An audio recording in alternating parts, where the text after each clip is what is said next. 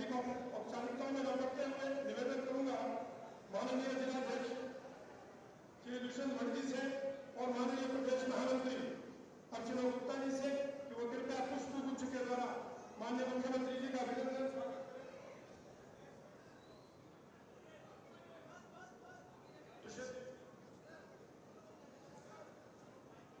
आप सभी से निवेदन तालियों के गड़गड़ाहट से अभिनंदन और स्वागत करें। आप सभी से भी निवेदन कृपया अपना स्थान ग्रहण करें। कृपया दी खाली कर देंगे।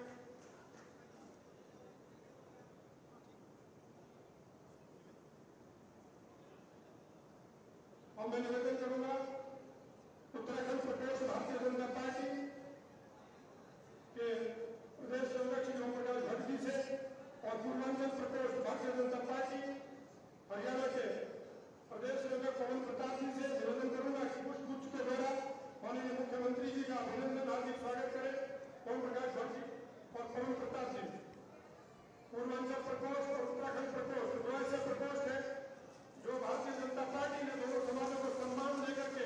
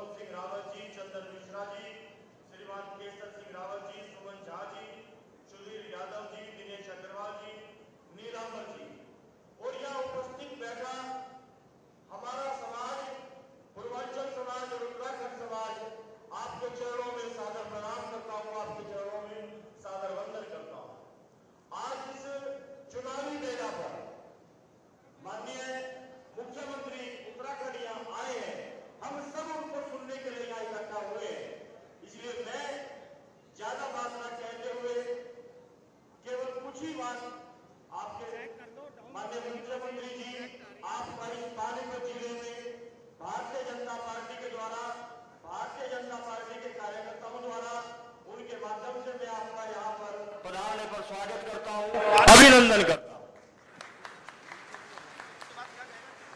यह भारतीय जनता पार्टी ही है कि जो मैं धामी जी को बताना चाहता हूं कि माननीय धामी जी, मैं भी उत्तर प्रदेश से आकर यहां पानीपत में आकर बसा, और इस भारतीय जनता पार्टी ही वो पार्टी है जो हर वर्ग का ध्यान रखते हुए आज मुझे भारतीय जनता पार्टी ने यहां का जिलाध्यक्ष बनाया, सीनियर डिप्टी मेयर बनाया, 2 बार चुनाव लड़ाया। तो ये बीजेपी ही है। आपके समाज को इतनी बड़ी ये ताकत दी, ये भाजपा ही ऐसा कर सकती है। और ये हम सब का कर्तव्य है आज यहां बैठे हुए प्रत्येक व्यक्ति का कि इस चुनाव में जी जान फूंक कर, ताकि माननीय धामी जी जब यहां से जाएं तो वो देहरादून के अंदर बैठकर, उत्तराखंड में बैठकर जिस दिन चुनाव का रिजल्ट आए तो वो देख सके कि उत्तराखंड और पूर्वांचल समाज के लोगों के द्वारा कितने भारी बहुमत से भारतीय जनता पार्टी के लिए काम किया गया है, भारतीय जनता पार्टी के लिए कितना मतदान हुआ है, और भारतीय जनता पार्टी के लिए रात दिन एक करने वाला ये समाज आज अपने नेतृत्व के सामने, पुष्कर धामी जी के सामने संकल्प लेगा कि अब बचे हुए 2 दिन हम लगातार सभी कार्यकर्ताओं के बीच में, मतदाताओं के बीच में जाकर भाजपा के पक्ष में मतदान करने की अपील करेंगे। क्या हम सब तैयार हैं? हम सब तैयार हैं? तो एक बार दोनों हाथ उठाकर जोरदार नारे के साथ बोलो भारत माता की। आप सबका हृदय की गहराइयों से बहुत बहुत धन्यवाद। अब 2 शब्द बहन अर्चना गुप्ता जी, प्रदेश महामंत्री, माननीय मुख्यमंत्री के स्वागत में। भारत माता की।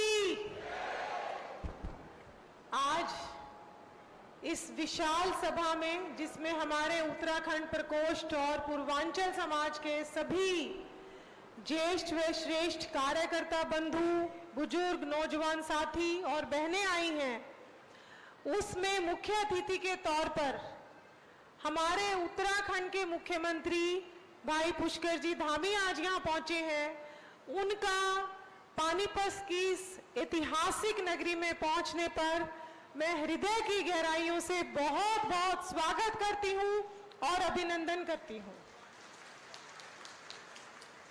एक सरल व्यक्तित्व तो है ही, लेकिन इतना कड़ा परिश्रम कि प्रदेश महामंत्री होने के नाते मैं सभी राष्ट्रीय नेताओं का हरियाणा में चुनावी दौर में प्रवास का कार्यक्रम प्रदेश ने मेरे जिम्मे लगाया था। तो ऐसे मुख्यमंत्री जिनका मेरे पास फोन आता है और मुझे ये कहते हैं कि अगर आप मेरी 5 जनसभाएं भी करवाओगे तो मैं 5 भी करूंगा, तो ये है उनकी मेहनत की पराकाष्ठा कि जितनी मेहनत आप मेरे से करवाना चाहते हो मैं करने के लिए तैयार हूं। तो ऐसे परिश्रमी मुख्यमंत्री, और सबसे बड़ी बात कि सबसे पहले यूसीसी यूनिफॉर्म सिविल कोड अगर किसी राज्य ने लागू किया वो सबसे पहले हमारे उत्तराखंड ने लागू किया। और आज 4 धाम की यात्रा, कुछ साल पहले तक 4 धाम की यात्रा करने केवल चंद लोग, मुट्ठी भर लोग 4 धाम की यात्रा करने जाते थे, लेकिन आज धामी जी के नेतृत्व में राज्य में 4 धाम यात्रा करना इतना सुगम हुआ है, इतनी सुविधाएं वहां बढ़ी हैं, इतना विकास वहां पर हुआ है कि एक लंबी लाइन लगी हुई है। आज भी केदारनाथ में 35,000 लोगों ने दर्शन किया है, और ये संभव हुआ है तो केवल हमारे मुख्यमंत्री जी के कड़े परिश्रम की वजह से हुआ है। और दूसरी बात, अभी थोड़ी देर पहले ही उन्होंने मुझे बताया कि जितना भी परिश्रम हम लोग कर ले उतना परिश्रम कम है। अभी उन्होंने मुझे थोड़ी देर पहले बताया कि माननीय प्रधानमंत्री जी 14 घंटे चुनावी दौर में उत्तराखंड में रहे, 14 घंटे में उन्होंने 5 सभाएं करी और केवल 1 कप चाय का पिया। तो उन्होंने बताया कि जिस तरीके से प्रधानमंत्री लगातार हमें परिश्रम करने के लिए मार्गदर्शन करते हैं, उसी तरीके से मैं आज अपने उत्तराखंड के मुख्यमंत्री जी को बताना चाहती हूं कि आपने भी हमें और ज्यादा परिश्रम करने के लिए पूरा मार्गदर्शन दिया है। और आज मैं आपका फिर से हरियाणा में आने पर, पानीपत पर आने पर हृदय की गहराइयों से आपको बहुत बहुत धन्यवाद करती हूं। जय भारत, जय हिंद। अब मैं 2 मिनट के लिए निवेदन करूंगा श्री विनय रोहिला जी से, जो कि उत्तराखंड सरकार में राज्य मंत्री हैं, आए हमें संबोधित करें, अपना आशीर्वाद दें, मार्गदर्शन दें। भारत माता की, भारत माता की। नरेंद्र मोदी, नरेंद्र मोदी, पुष्कर धामी, पुष्कर धामी। मित्रों, भाई और बहनों, हम सब कार्यकर्ता बंधुओं के बीच में ये सुसज्जित नियोजित कार्यक्रम के अंतर्गत इस सम्मानित मंच पर आदरणीय माननीय मुख्यमंत्री श्रीमान पुष्कर धामी जी, अपने माननीय विधायक जी, प्रदेश महामंत्री आदरणीय बहन जी, अपने कार्यक्रम के संचालक महोदय और भट्ट जी, सम्मानित मंच और सम्मानित साथियों, पत्रकार बंधुओं। मित्रों, इस देश के अंदर आज एक चर्चा हो रही है कि हम चुनाव लड़ रहे हैं और चुनाव में हम कितनी तेजी से आगे बढ़ रहे हैं। लोग कहते हैं कि अब की बार 400 पार, और इसका जीता जागता नजरिया हमने माननीय मुख्यमंत्री जी की साथ लगातार पिछले 30 दिनों के अंतर्गत उत्तर भारत की प्रथम चोटी से लेकर और दक्षिण के समुद्र तक झांकने की प्रक्रिया में हमने देखा है। मित्रों, माननीय मुख्यमंत्री जी का लगातार प्रवास विभिन्न राज्यों में हो रहा है। यहां से निकलकर तेलंगाना, महाराष्ट्र, बंगाल, दक्षिण के राज्य और फिर उत्तर भारत के राज्यों में लगातार इस भयंकर गर्मी के अंतर्गत माननीय मोदी जी को पुनः प्रधानमंत्री बनाने के लिए हम सब कार्यकर्ता परिश्रम और त्याग कर रहे हैं। आज आपने देखा होगा, जब मुख्यमंत्री जी यहां आपके पास आए तो इससे कुछ दिन पहले तेलंगाना में थे। टेम्परेचर जो आज 45 डिग्री सेंटीग्रेड है, उस समय वहां 46 से भी ऊपर था। मित्रों, 25,000 की भीड़ के अंदर जब मुख्यमंत्री जी पहुंचे तो लोगों ने कहा, अब की बार 400 पार, नरेंद्र मोदी जिंदाबाद। ये भावशैली लोगों के अंदर स्थापित हो चुकी है। मुख्यमंत्री जी महाराष्ट्र पहुंचे तो लोगों ने कहा, अब की बार 400 पार, नरेंद्र मोदी जिंदाबाद। जब हम रात को पश्चिम बंगाल पहुंचे, रात के 1 बजे भी सैकड़ों कार्यकर्ताओं ने जब हमको रिसीव करना आया तब भी कहा, अब की बार 400 पार, नरेंद्र मोदी जिंदाबाद। मित्रों, इस प्रकार पूरे देश के अंदर एक वातावरण बन चुका है।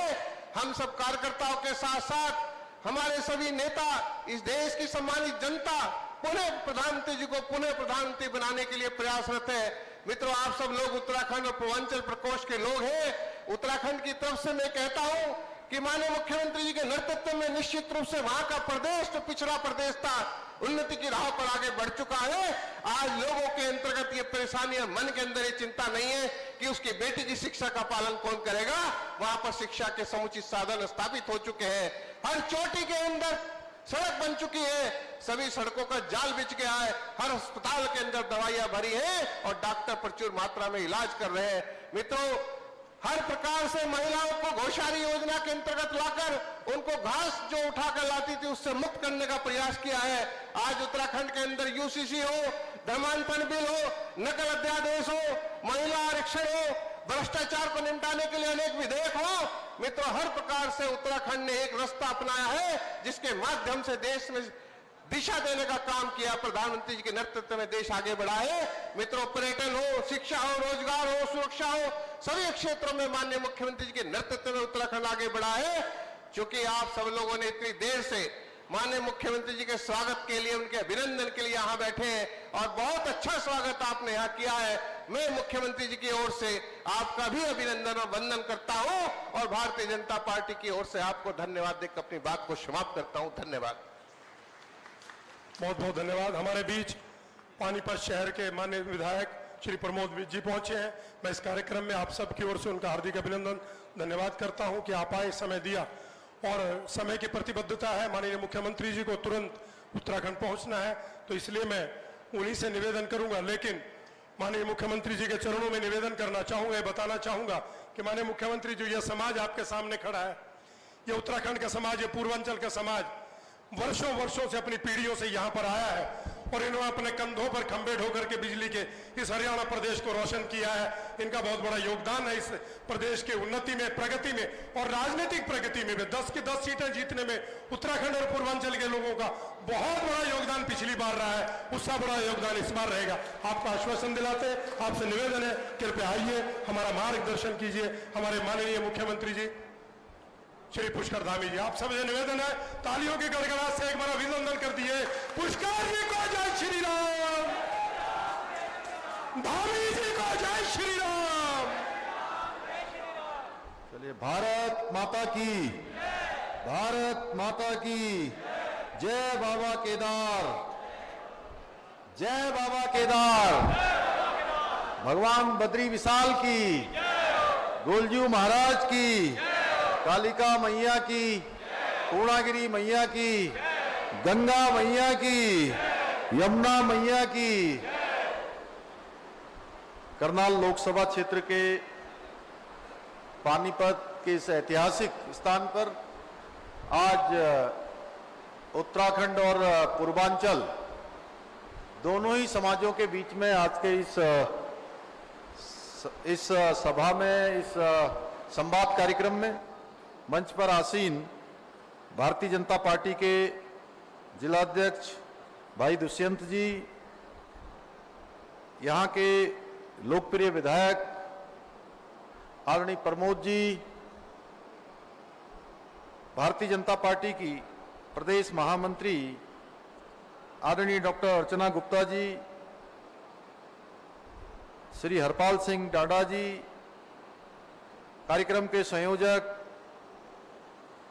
भारत भूषण जुयाल जी, जिनके द्वारा अनेक कार्यक्रमों का संयोजन किया जा रहा है, भारतीय जनता पार्टी उत्तराखंड प्रकोष्ठ के संयोजक श्रीमान ओम प्रकाश भट्ट जी, पूर्वांचल प्रकोष्ठ के प्रदेश संयोजक श्रीमान पवन प्रताप जी, कार्यकारिणी के सदस्य पूर्णचंद्र पांथरी जी, गौतम सिंह रायौत जी, जिला संयोजक उत्तराखंड प्रकोष्ठ पानीपत चंदन मिश्रा जी, जिला संयोजक पूर्वांचल प्रकोष्ठ केसर सिंह रावत जी, कुमाऊं सभा पानीपत सुमन झा जी, प्रधान पूर्वांचल समाज पानीपत सुधीर यादव जी, जिला संयोजक पूर्वांचल प्रकोष्ठ एवं मंच पर आसीन हमारे सभी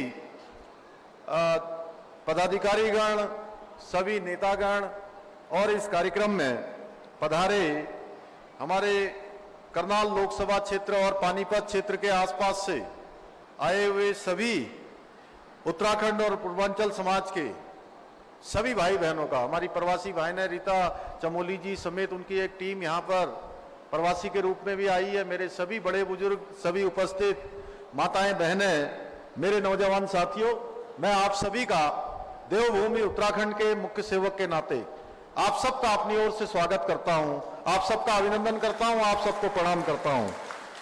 भाइयों बहनों, उत्तराखंड हो या पूर्वांचल हो, दोनों समाजों की भाषा और व्यवहार में एक अपनापन होता है और वो अपनापन मुझे आप सब में यहाँ दिखाई दे रहा है। अपनी संस्कृति को भी आप सब लगातार आगे बढ़ाने का काम कर रहे हैं। जहाँ हमारे उत्तराखंड के हमारे भाई बहन केवल आज पानीपत में ही नहीं, पूरे देश दुनिया में जहाँ भी हैं, वो जो हमारी ब्रह्म कमल की टोपी जिसे माननीय प्रधानमंत्री जी ने 26 जनवरी 2022 को धारण की थी, आज पूरा विश्व विख्यात ये टोपी हो गई है और मुझे हर जगह दिखाई देती है। इसी प्रकार से हमारी बहनें पिछोड़ा पहन के अपनी सांस्कृतिक जो हमारी वेशभूषा है उस सांस्कृतिक वेशभूषा में दिखाई देती हैं। इसी प्रकार से पूर्वांचल का समाज, क्योंकि मैं पवन जी में बचपन में लखनऊ विश्वविद्यालय में मेरी पढ़ाई हुई है, मैंने शिक्षा अध्ययन किया है, तो पूर्वांचल की भी अपनी संस्कृति है और पूर्वांचल की संस्कृति से मैं लगातार जुड़ा रहा हूं।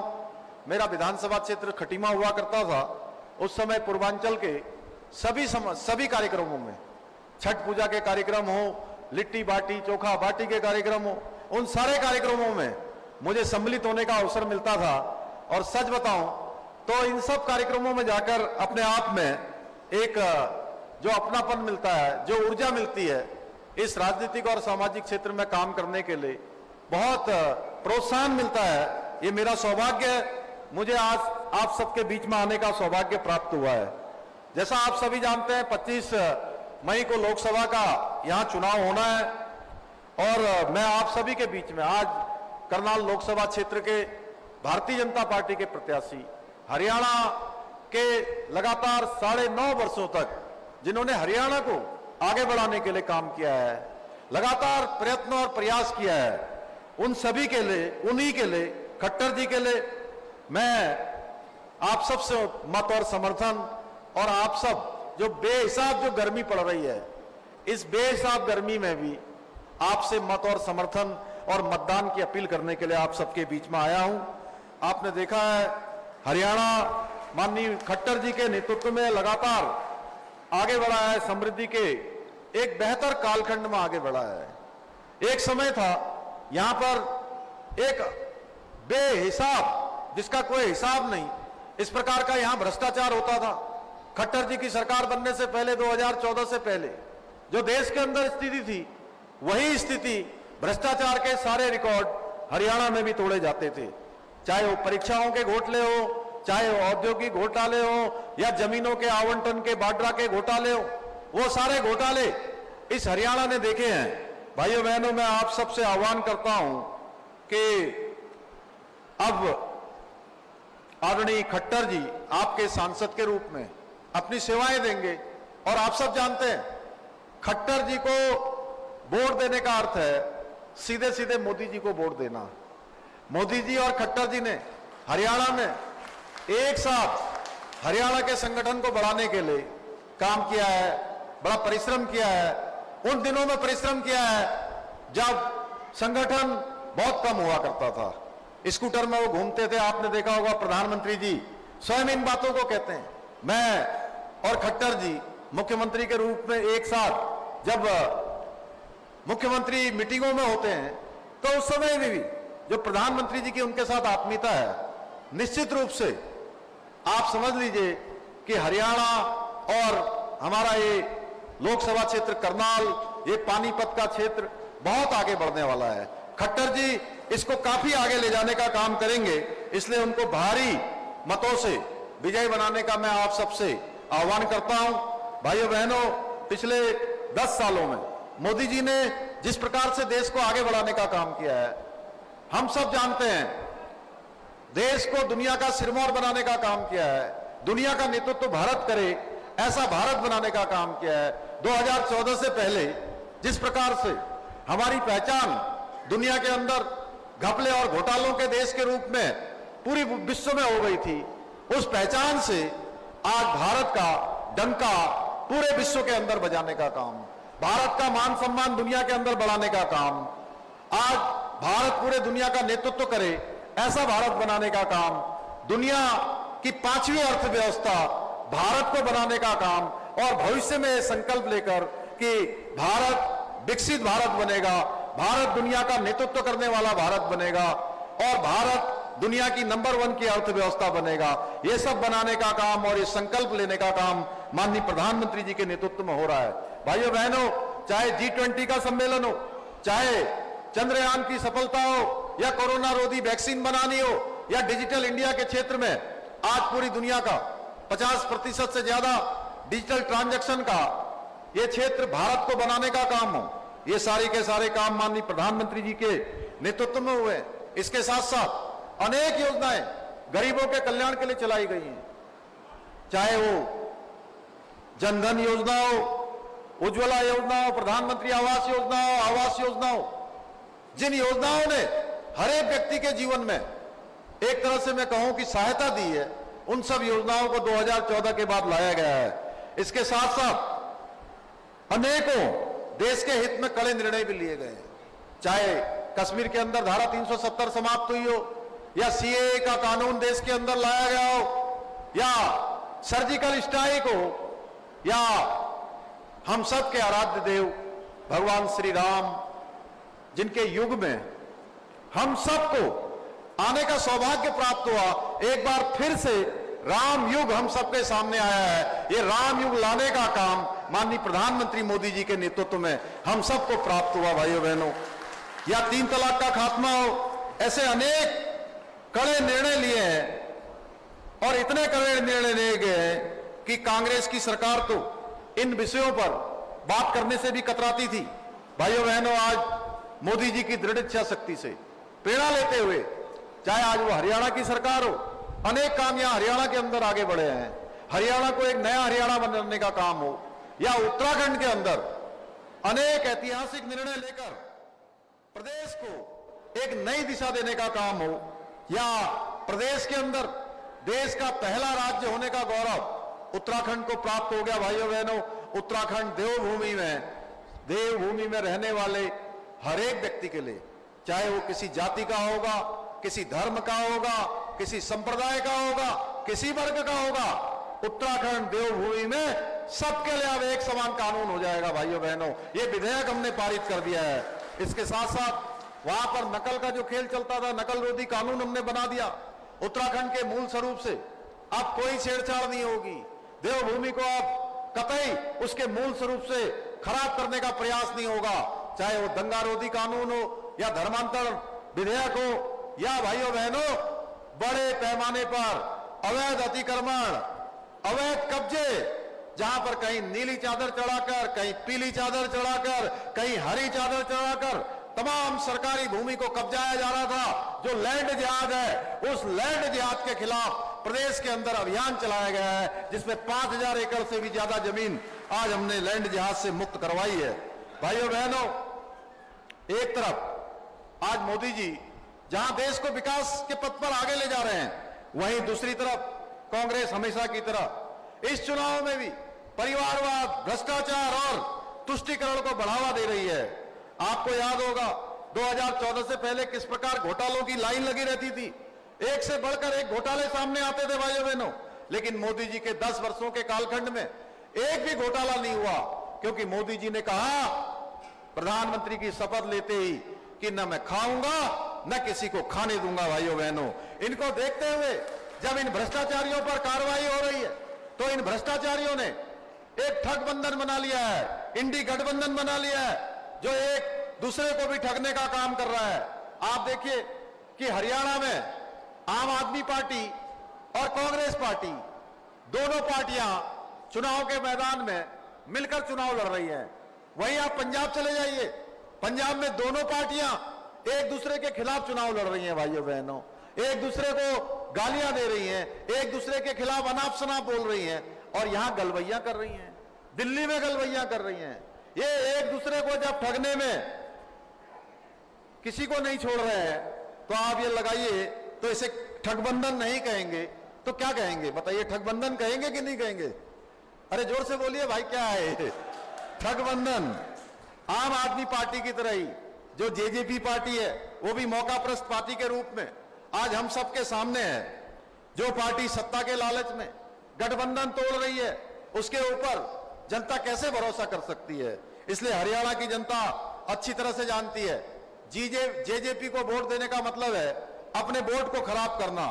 इसलिए भाइयों बहनों, कांग्रेस वो पार्टी है जिसने तुष्टीकरण की राजनीति करते हुए भगवान राम के अस्तित्व को भी नकार दिया था, राम सेतु को भी नकार दिया था, और सुप्रीम कोर्ट में राम का मंदिर न बने, हमारे आराध्य देव भगवान का राम का मंदिर न बने, उसके लिए उन्होंने वकीलों की एक लंबी फौज खड़ी कर दी थी। भाइयों बहनों, इनको राम मंदिर के प्राण प्रतिष्ठा के कार्यक्रम का भी न्योता भेजा गया। उन्होंने तुष्टीकरण की नीति और एक वोट बैंक से डरकर, घबराकर कि वो वोट बैंक हमसे नाराज न हो जाए, हमारे आराध्य देव भगवान श्री राम के प्राण प्रतिष्ठा के कार्यक्रम को भी ठुकरा दिया। भाइयों बहनों, ये कांग्रेस पार्टी है जो कहती है सरिया कानून को, पर्सनल लॉ को और मजबूत करने की बात करती है। तुष्टीकरण की राजनीति में कांग्रेस इस हद तक गिर गई है कि आप पैतृक संपत्ति पर भी टैक्स लगाने की बात कर रही है। यानी कि आपने जो संपत्ति अपनी मेहनत से कमाई है, अपने बच्चों के लिए संभाल कर रखी है।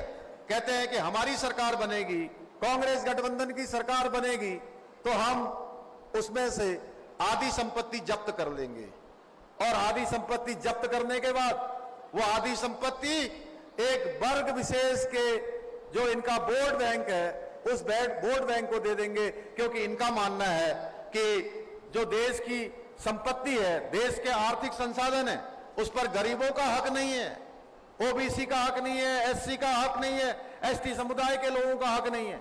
इनका मानना है कि एक वर्ग विशेष का हक देश के आर्थिक संसाधनों पर है। भाइयों बहनों, आपने देखा होगा इस गठबंधन के नेता लगातार ये बयान दे रहे हैं, इन्होंने ओबीसी के आरक्षण को भी छीनकर अल्पसंख्यकों को बांटने की तैयारी कर ली है, लेकिन देश की जनता कांग्रेस के इस मंसूबे को कभी कामयाब नहीं होने देंगी। भाइयों बहनों, जहां मोदी जी कहते हैं सबका साथ सबका विकास, और कांग्रेस कहती है उनका एक ही लक्ष्य है, मेरा और मेरे परिवार का विकास। भाइयों बहनों, ये अंतर है। हरियाणा कांग्रेस में भी सिर्फ एक परिवार की चलती है। यहां कांग्रेस का कोई भी नेता चाहे कितनी भी मेहनत कर ले, लेकिन कांग्रेस की परिवारवादी ताकतें उसे कभी आगे नहीं बढ़ने देती हैं, हमेशा एक परिवार की सुनी जाती है। मैं अनेक क्षेत्रों में गया हूं, अंबाला भी गया हूं, रोहतक भी गया हूं, यमुनानगर भी गया हूं, सब जगह मैंने जाकर देखा है, कैथल क्षेत्र में भी गया हूं।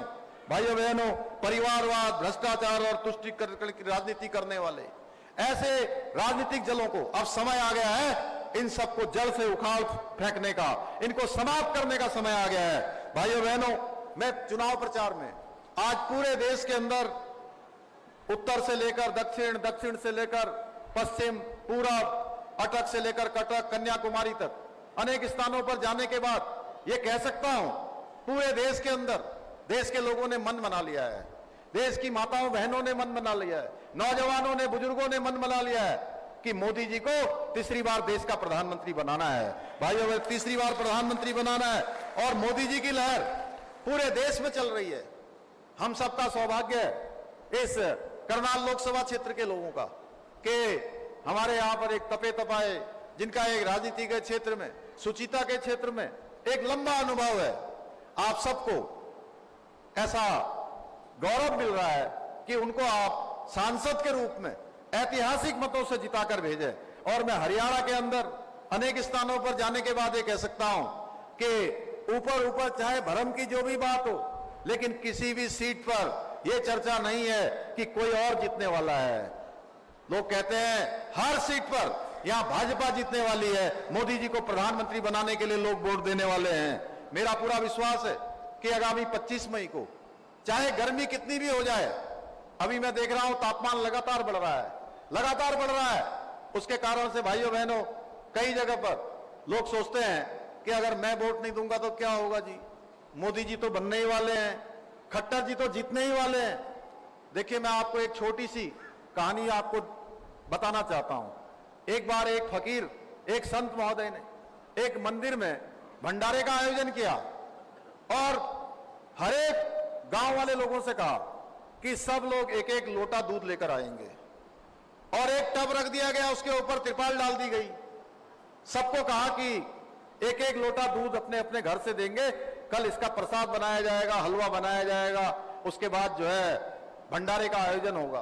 भाइयों बहनों, हर किसी के मन में आ गया कि मैं अगर दूध नहीं भी ले जाऊंगा तो इतने सैकड़ों लोग इसमें दूध देने वाले हैं, मैं पानी डाल के आ जाता हूं। तो हर एक के मन में यही बात आ गई कि मैं पानी डालूंगा तो भी सब दूध डाल रहे हैं। जब उसको खोला गया तो तिरपाल के नीचे से जानते क्या निकला? पानी ही पानी निकला। इसलिए भाइयों बहनों, आपसे पानी नहीं चाहिए।